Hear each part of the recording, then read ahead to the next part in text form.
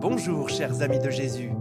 Aujourd'hui, je vais vous raconter l'histoire de Saint Charbel, un saint libanais qu'on fête chaque année le troisième dimanche du mois de juillet. Le vrai nom de Saint Charbel est Youssef Antoun Makhlouf. Il est né le 8 mai 1828 dans le petit village de Bika Kafra au Liban. Il grandit dans une famille très croyante et modeste. Son père est mort alors qu'il n'avait que 3 ans. Dès son jeune âge, Youssef montrait un grand amour à Dieu et une grande attirance à la vie religieuse. Petit berger, il se réfugiait souvent dans une grotte pour prier, tout en s'occupant du troupeau de la famille.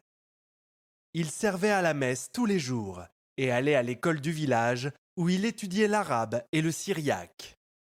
À 20 ans, Youssef décide de quitter sa maison en secret et de se rendre à un monastère de l'ordre libanais maronite. Sa mère le suit pour le voir, mais il refuse et lui dit « On se verra au ciel ». Sa maman lui répond alors « Je sais maintenant que le Seigneur te veut à son service, qu'il te bénisse et fasse de toi un saint. » Youssef choisit le nom de Charbel, en l'honneur d'un ancien martyr chrétien, et commence une vie religieuse extraordinaire de prière, de travail et de silence. À l'âge de 25 ans, frère Charbel prononce ses vœux de religieux et étudie la théologie. Puis, à l'âge de 31 ans, il est ordonné prêtre. Connu pour sa grande discipline et son dévouement total à Dieu, frère Charbel passait des heures en prière et suivait un régime strict de jeûne et de pénitence. À l'âge de 47 ans, le père Charbel demande la permission de vivre en ermite. Un ermite est un religieux qui décide de vivre seul, loin du monde, pour consacrer sa vie en entier à Dieu. Au début, ses supérieurs n'acceptent pas et prient Dieu pour un signe. Le père Charbel fait alors un miracle. Une nuit, en guise de plaisanterie, des jeunes lui mettent dans son cierge de l'eau à la place de l'huile. Malgré cela, son cierge s'allume normalement. Le cierge ne s'est même pas éteint, malgré l'eau. Comment cela se fait-il ?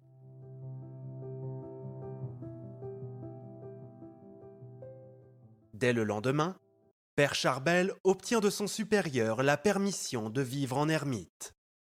Chaque jour, il passe des heures à genoux, en adoration devant le Saint-Sacrement.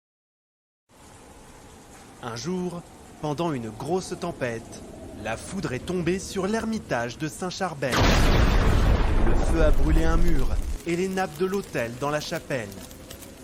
Mais Charbel était en train de prier et il ne bougea même pas.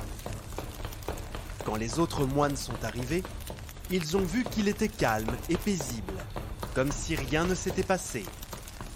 L'un d'eux s'écria « Père Charbel, pourquoi n'as-tu pas fui? Le feu brûle autour de nous. »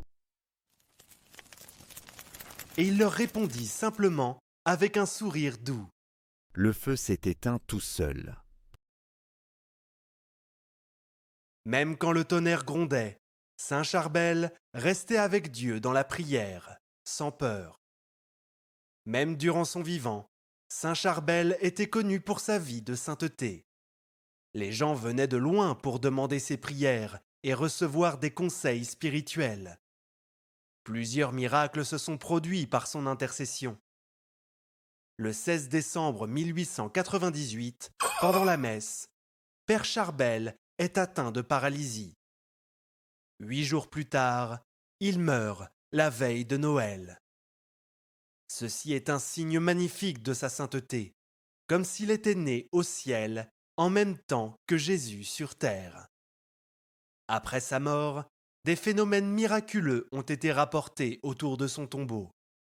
Une lumière étrange était souvent vue la nuit, et de nombreuses personnes ont rapporté avoir guéri après avoir prié pour lui. L'Église a enquêté, et après de nombreux miracles, le pape Paul VI déclara Charbel saint en 1977.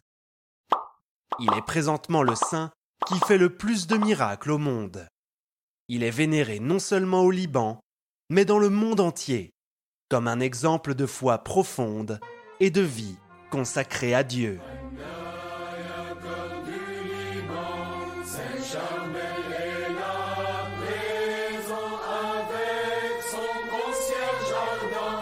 Fidèles chantons partout, Saint Charbel.